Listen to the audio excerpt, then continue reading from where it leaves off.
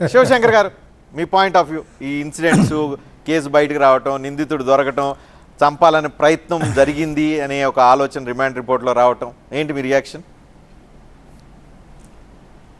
రజనీకాంత్ గారు నమస్కారం అండి. చర్చలో పాల్గొంటున్న వాసిరెడ్డి పద్మ గారికి, TV9 ప్రేక్షకులు నమస్కారం. రజనీకాంత్ గారు సీఎం మీద రాయి విసిరారు, అది వాస్తవం. అయితే ఆ పని ఎవరు చేసినా తప్పు, ఏ నాయకుడి మీద విసిరినా తప్పు. ప్రతిపక్ష నాయకుడు అవనివ్వండి, రాజకీయ నాయకులు ఎవరి మీదైనా సరే ప్రజాస్వామ్యంలో హింసకి తావు లేదు. ఇది అందరూ యాక్సెప్ట్ చేయవలసిన ప్రిన్సిపల్. కానీ ఇక్కడ వెరీ ఫన్నీ, హాస్యాస్పదం ఏమిటి అని అంటే, రాయి తగిలి సీఎం గాయపడగానే హత్యా ప్రయత్నం అనే వైసీపీ నాయకులు మాట్లాడడం మొదలుపెట్టారు. అంటే ఇన్వెస్టిగేషన్ అంతా కూడా వైసీపీ నాయకులే చేసేసారు. ఇప్పుడు కూడా ఆ రెండో వారు ఎవరో కూడా చెప్పేస్తున్నారు డిబేట్లో నాయకురాలు. అంటే పోలీసుల్ని ఇన్వెస్టిగేషన్ చేయనివ్వరు. వీ డిసైడ్ యూ రిపోర్ట్ అన్నట్టు ఉందండి ఇలా వాదన. అసలు IPC 307 ఇంగ్రీడియంట్స్ కానీ మనం చూసేటట్టయితే అసలు అది ఎట్లా అట్రాక్ట్ అవుతుందండి? వీళ్ళ పాలనలో హత్యా ప్రయత్నం సీఎం మీద అని చెప్పి 100 సార్లు గొంతు చీచుకుంటున్నారు ఈ నాయకులు. ఎందుకు అంటే సానుభూతి రాజకీయాల వైపు మళ్ళారు వీళ్ళు. హత్యా ప్రయత్నము అని అనాలి అంటే IPC 307, దాని మీద సుప్రీంకోర్టు, హైకోర్టు జడ్జిమెంట్స్ అనేకం ఉన్నాయి. ఏ పరిస్థితుల్లో అంటారనేది పోలీస్ ఇన్వెస్టిగేషన్ అనకముందు వీలేనేస్తున్నారు హత్యా ప్రయత్నం జరిగింది. వాట్ ఈస్ దిస్ అండి? మీ 307 హత్యా ప్రయత్నం కేసుల గురించి చిట్టా ఇవ్వమంటారా? నా మీదే పెట్టారు. రోజా గారి మీద ఎయిర్పోర్ట్లో హత్యా ప్రయత్నం, నేనే అక్యూజ్డ్ 1 అని పెట్టారు. ఆ రోజు జడ్జి గారు అడిగారు, where is the weapon, what is the intention, what is the motive? ఈ 3 లేకుండా ఎలా మీరు పెడతారని తిట్టారు పోలీసుల్ని. పోలీసులు తిన్నగా ఉద్యోగం చేయనివ్వరు.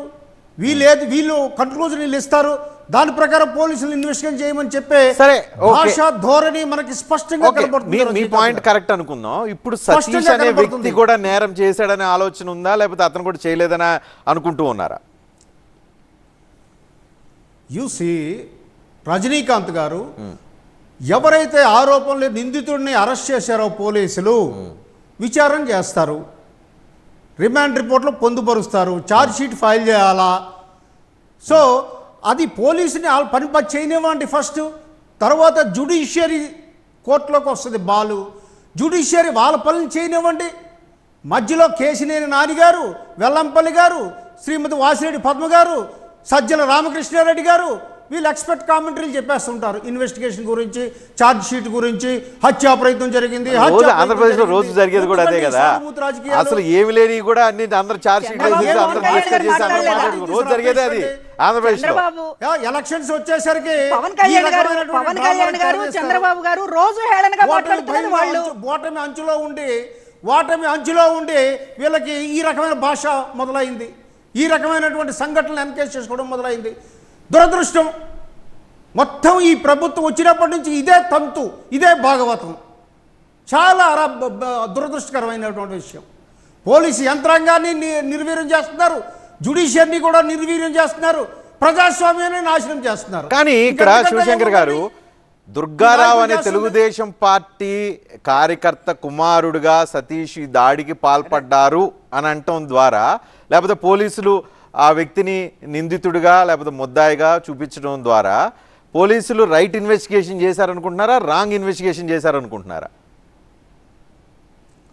అది నేను చెప్పలేను, ఎందుకంటే రిమాండ్ రిపోర్టు నా దగ్గర లేదు, నేను చదవలేదు. వాళ్ళకి ఇచ్చారేమో పోలీసు వారు వైసీపీ నాయకులకి, నాకు తెలియదు.